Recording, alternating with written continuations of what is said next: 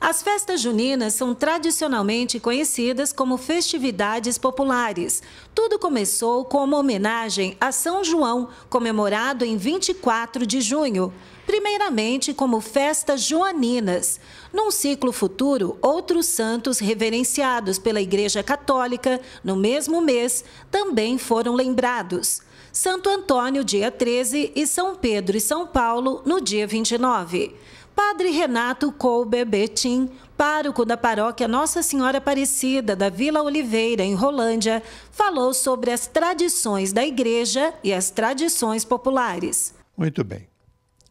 Uma coisa muito importante na história da Igreja Católica é que existe aquilo que a Igreja reconhece como fato histórico e aquilo que a Igreja considera a piedade popular, o que a gente chamaria de folclore, né?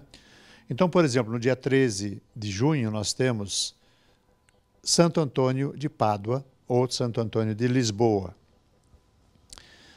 Este homem, ele era da ordem agostiniana. E depois, quando ele viu 3 mártires franciscanos voltando mortos da África, ele resolveu ser franciscano. Então, isso é histórico. E Santo Antônio queria ir também para a África, ele queria morrer como mártir. Só que na viagem, ele passou mal, quase morreu, e acabou voltando e se tornou, então, pregador na Itália.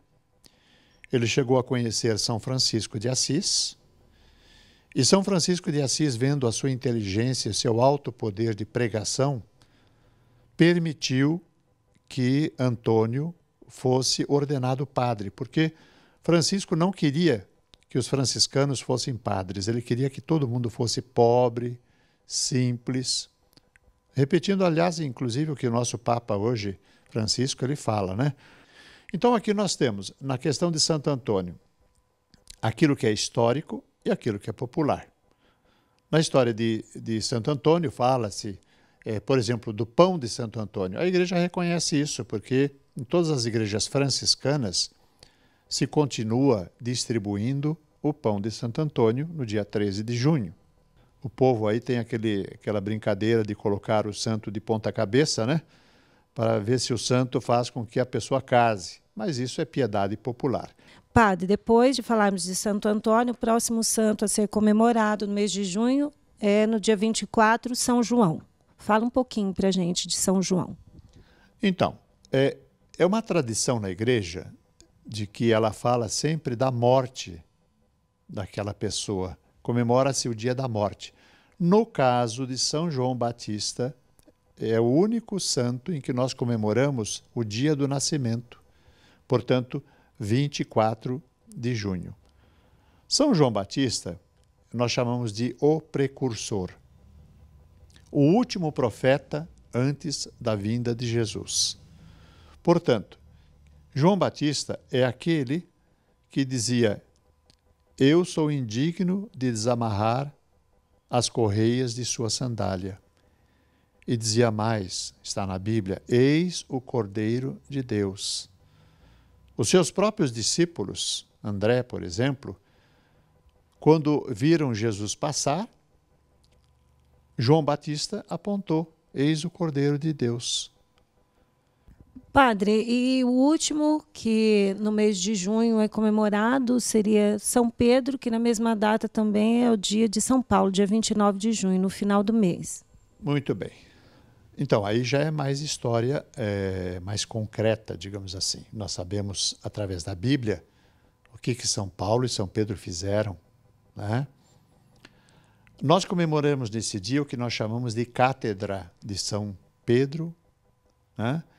E São Paulo é aquele grande missionário, o maior missionário da nossa igreja. Ele era um teólogo. Paulo era um teólogo, era um fariseu erudito, uma pessoa que tinha conhecimentos de hebraico, aramaico, grego. E, então ele falava várias línguas, era um homem inteligente, preparado, E não é à toa que ele foi convertido por Jesus no caminho de Damasco para ser o grande pregador da nossa igreja. E Pedro foi aquele a quem Jesus disse: Tu és Pedro, e sobre esta pedra eu edificarei a minha igreja.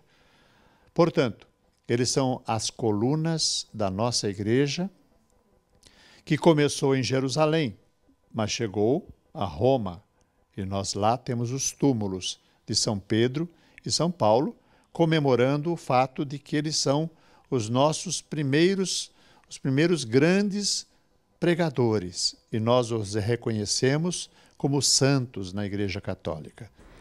Padre Renato explica que a Igreja respeita a tradição popular. Nós respeitamos o relato bíblico, mas vem depois a tradição, que é, digamos assim, a crença popular. A Igreja tem o seu magistério, que julga a tradição e interpreta a Bíblia. Na Igreja Católica, a Bíblia é interpretada pelo magistério.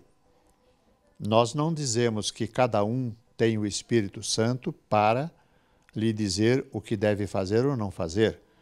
Em questão de Bíblia, nós podemos ter nossa opinião, mas nós respeitamos o magistério da Igreja Católica, que diz o que está certo e o que não está certo dentro da Bíblia. Por isso que só existe uma Igreja Católica Apostólica Romana. Então, essa tradição mostra claramente para nós que Pedro e Paulo foram os primeiros grandes apóstolos e colunas e sustentáculos da nossa Igreja. Fora disso, nós dizemos, isso é piedade, tudo que se acredita fora disso é piedade popular. A gente respeita, mas não vamos brigar por causa disso.